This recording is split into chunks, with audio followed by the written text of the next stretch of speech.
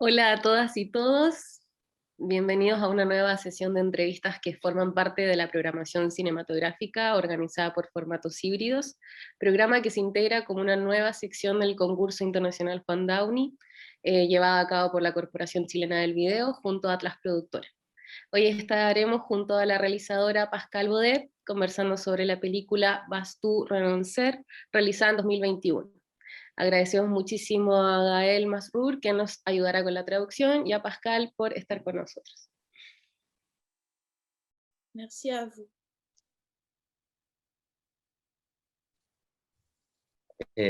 Bueno, qué gusto tenerte acá, Pascal.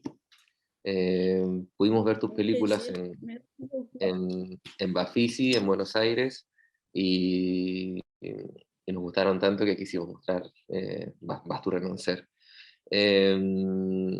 Allí dijiste, luego de la proyección de Vas tú renoncer, que había sido un proceso muy largo entre que a ti te dieron ganas, o sea, que tuviste el impulso de hacer algo con los materiales, con el archivo, con las cartas de Manet y Baudelaire, y fue un proceso muy largo desde eso a la finalización de la película.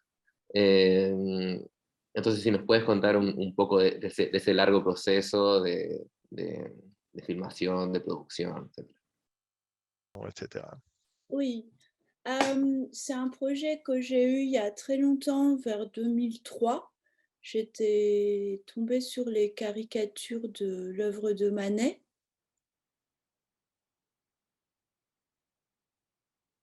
Ah, je vous entends plus. Et j'avais l'idée de faire jouer Pierre Léon parce qu'il m'évoquait Baudelaire et Benjamin Esdrafo, puisqu'il avait quelque chose d'anachronique dans son apparence.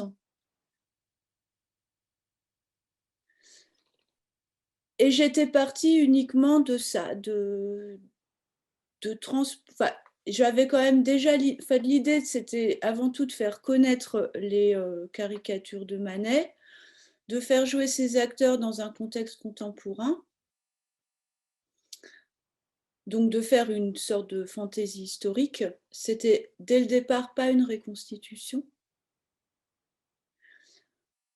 Et à partir de ce moment-là, je me suis documentée, j'ai commencé à écrire des scénarios. Et si ça a pris tant de temps, c'est parce que je n'avais pas du tout de production.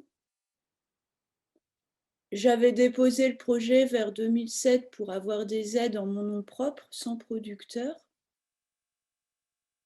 Ensuite, vers 2012, je pense, 2013, j'ai voulu me remettre à ce projet avec des producteurs, tout en ayant scénarisé moi-même.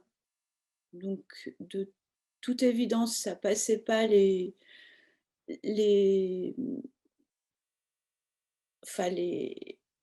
requis d'une commission. Donc ça a été très long parce que c'était en même temps un projet à la base. Comme moi, je viens de l'autoproduction, j'ai commencé tous mes films sans producteur.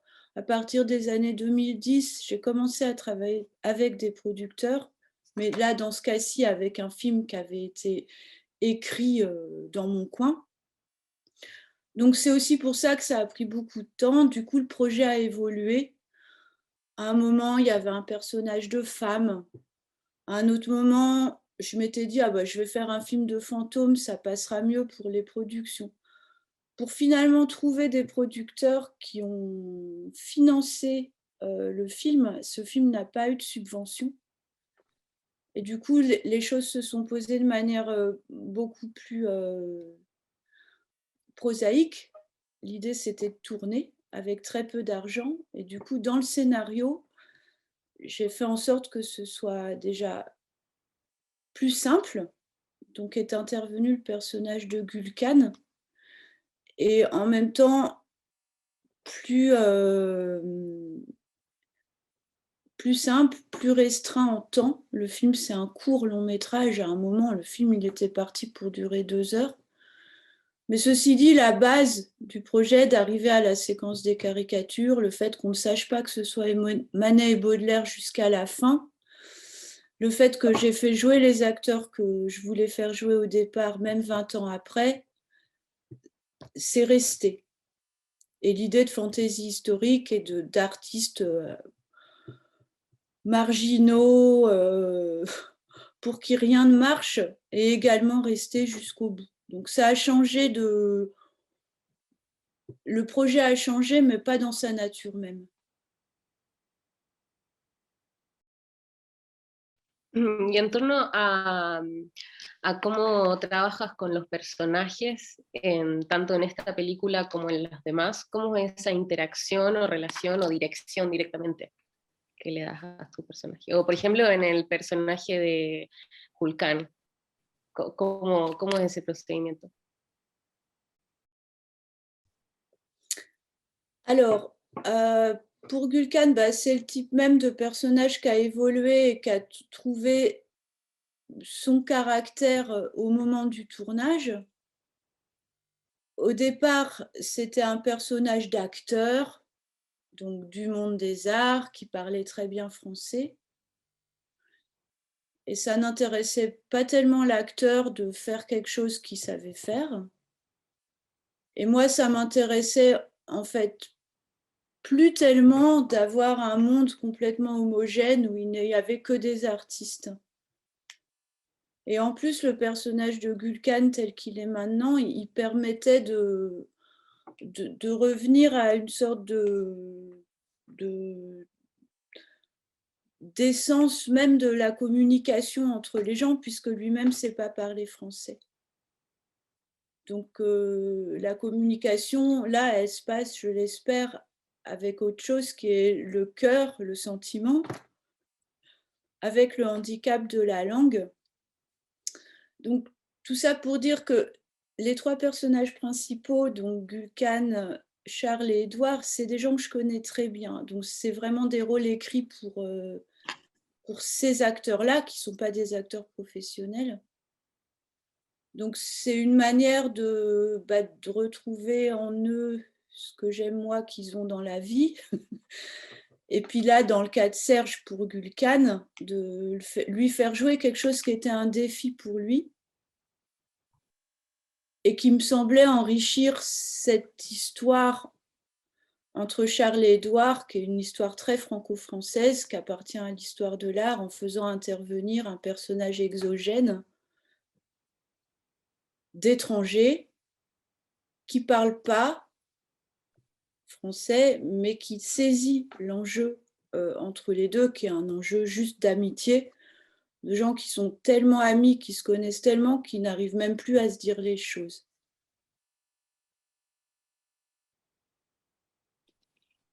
Donc l'idée, c'était vraiment de mêler des choses de l'histoire de l'art, de la crise existentielle d'amis, artistes aujourd'hui. Et Gulkan me semblait un médiateur assez beau dans l'idée, c'est-à-dire celui qu'on attend le moins pour résoudre un problème entre deux amis, et qui plus est entre Baudelaire et Manet.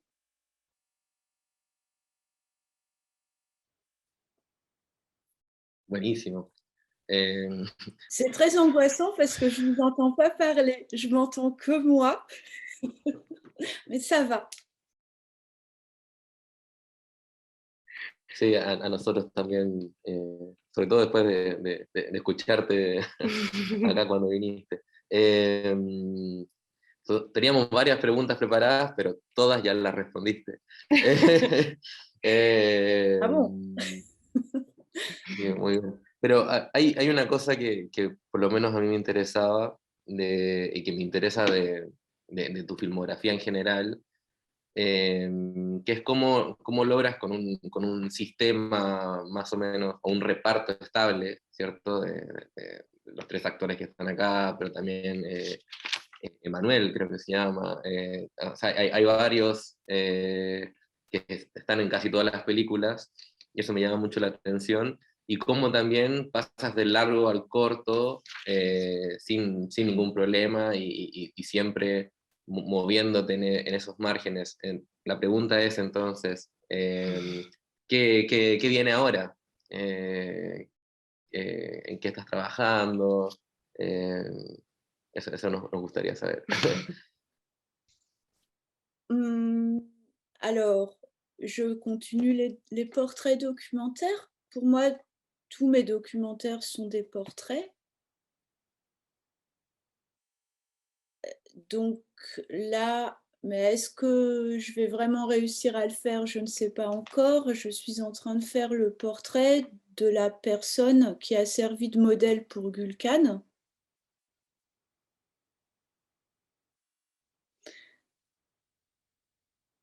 Et puis du côté fiction, je travaille avec 2 productions différentes. L'une a produit Vas-tu renoncer, l'autre était venue au moment de la post-production de Porte sans clé. Et je crois que chacune de ces productions voudrait que justement je quitte une manière très marginale de travailler, toujours avec les mêmes acteurs, sans me confronter à quelque chose d'autre, sans me confronter à d'autres milieux. Et puis surtout, ils espèrent aussi obtenir des subventions avec ces nouveaux projets. Donc les 2 nouveaux projets de fiction sont en début d'écriture. Et j'ai accepté de jouer le jeu, donc de passer par des processus d'écriture longs. Alors après, vous allez me dire, oui, mais vas-tu renoncer? L'écriture a demandé 20 ans. Donc là, ça prendra peut-être moins de temps, mais en tout cas, à partir d'aujourd'hui, ce sont des écritures qui sont accompagnées. Un projet a déjà une scénariste, l'autre, si on trouve de l'argent, on aura aussi. Voilà, donc j'essaie de passer à autre chose. Je ne sais pas du tout si c'est une bonne idée.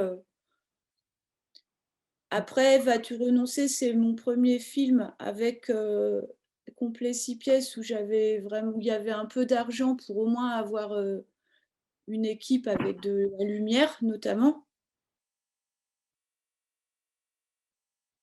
C'est quand même très important d'avoir un travail de la lumière, de l'image.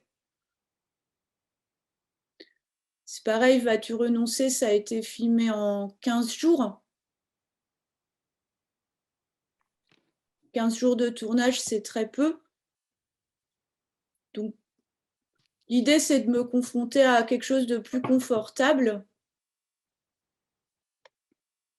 Ça me fait un peu peur, parce que quand on n'est pas dans le confort, il y a toujours un truc qui est plus urgent et plus bricolé, mais ça donne aussi des idées. Par exemple, dans Vas-tu renoncer, si j'avais eu de l'argent, ça aurait été que des chats, des vrais chats, des chats vivants. Or là, il n'y avait pas d'argent, du coup, ça a fait qu'il y a une déclinaison de différents types de chats, y compris un chat empaillé, enfin, vous avez vu le film. Et ça, c'est le genre d'idée que j'aurais pas eu s'il y avait eu de l'argent. Donc, c'est toujours à doser. Mais bon, je n'espère pas, vu ce que je fais, et donc je sais que c'est pas pour le grand public, en tout cas en fiction. Je pense que mes documentaires sont beaucoup plus grand public que mes fictions. Donc, je sais très bien que je vais pas avoir des millions d'euros du jour au lendemain. Et les producteurs le savent aussi.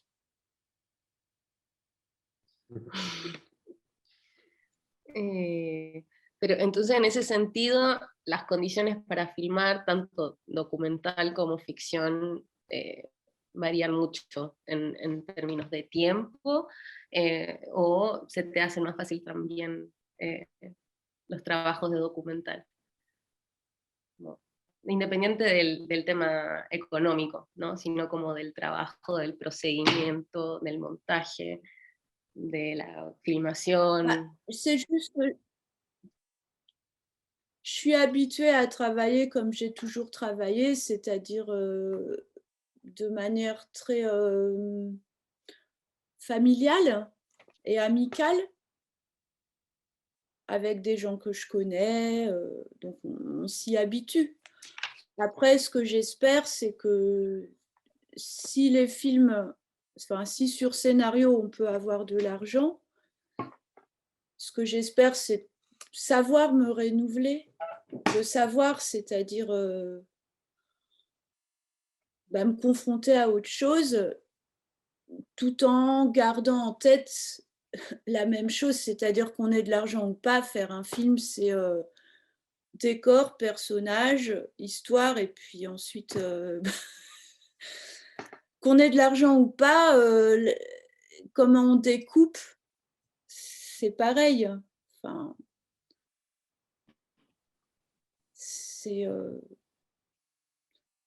c'est juste que faire un film avec de l'argent, je ne sais pas vraiment faire. Parce qu'on ne peut pas dire que Vas-tu renoncer a été fait avec... il n'y avait pas beaucoup d'argent. Donc, mais les enjeux restent les mêmes. Qu'on ait de l'argent ou pas, l'idée, c'est de faire un film qui se tient. Donc, c'est juste que là, ce sera nouveau pour moi si un jour j'arrive à... Enfin, mes producteurs arrivent à trouver de l'argent pour faire les films.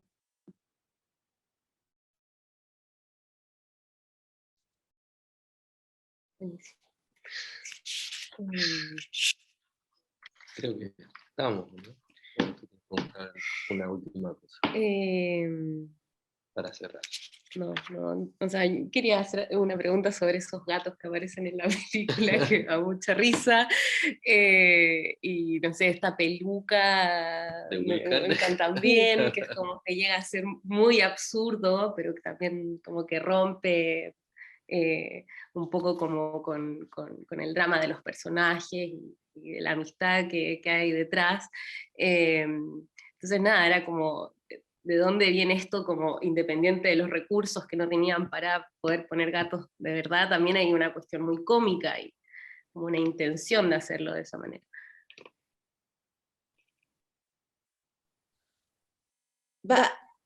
C'est sûr que, es cierto que por un lado me gusta que parezca que sea hecho a mano, pero eso voy a intentar amarlo menos porque ahora quizás pueda hacer películas un poco más gran público. Y por otro lado, je pense que ça, j'aime pas les films. Creo que no me gustan las películas, je suis incapable de faire o por lo menos soy incapaz de hacer películas C'est naturalistas. aussi une question de goût. Y eso también tiene que ver con gustos, pero también d'incapacité quizás d'exprimer de les incapacidad émotions de de manière expresar las directe. emociones de manera más directa. Donc évidemment, la perruque de Entonces, Gulcan, obviamente on voit que c'est une perruque. peluca de Gulcan se ve que es una peluca.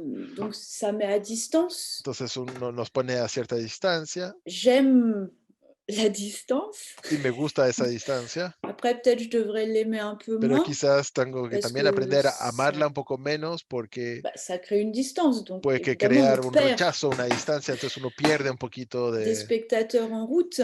Perdemos algunos espectadores en camino, es un tipo de humor. Enfin, l'humour est lié à la distance quand même El humor está conectado con la distancia emocional. On perd des gens en route. Alors, y ça entonces fait perdemos partie gente en el des camino, choses entonces sí es parte de investiguer, las à cosas tenter. que tengo Après, que c'est investigar y hacer peut-être plus pruebas, immédiat dans le quizás rendu ser más des émotions. inmediato en cómo compartir esas emociones. Je sais pas si j'ai répondu. Quant au Y no sé chat, si en contesté fait, la pregunta. En relación a los gatos, évidemment, c'est un élément de obviamente comique. es un elemento Pour moi, ça avait aussi du cómico y sens para par mí rapport tenía un à tout ce que sentido en Baudelaire a relación pu a todo lo que développer sur Baudelaire pudo desarrollar justement sobre la médiation, la mediación des émotions. Par exemple, de las Baudelaire était emociones. quelqu'un qui Baudelaire, por portait des ejemplo, gants. era alguien que usaba guantes. Il ne serrait pas la main. No daba las Pour manos. lui, c'était d'une vulgarité Para él absolue. era de una vulgaridad absoluta tocar La peau la piel inconnu. En France, on de un serre la main. Je desconocido. sais pas si En c'est le cas au Francia Chili. se da la mano, no abrazan, No sé si es el caso en Chile. Et puis, il a développé toutes ces choses sur le todas estas maquillage cosas sobre de la el femme. Une femme ne maquillaje peut de la pas mujer. être Una mujer no puede ser séduisante si elle n'a pas, seductora si elle si ne no porte pas tiene l'artificialité sur elle. toda la artificialidad sobre ella. Donc ce rapport du vivant Entonces, esa qui est relación de lo artificialisé, vivo que es artificializado y hasta morbide, qui est mort en fait. mórbido, que está muerto. Lui, il voyait aussi la vie. Él veía la vida en esa muerte. Donc pour moi, ça a Entonces, para décliné mí, le personnage. Alors eso peut-être de permitió manière peut-être un peu desarrollar trop el personaje, cryptée. quizás un poquito demasiado Mais bon, pour moi, criptado, ça avait du pero sens para mí que tenía finalement, ces chats sentido ne soient que pas tous des finalmente chats vivants. que esos gatos no sean todos Il y en a gatos des chats vivos. vivants, Hay voilà, algunos et puis gatos il y en vivos a y d'autres. hay otros que... Mais peut-être je me suis perdue dans ma réponse. Quizás me perdí en un mi petit peu. respuesta un poquito, quizás.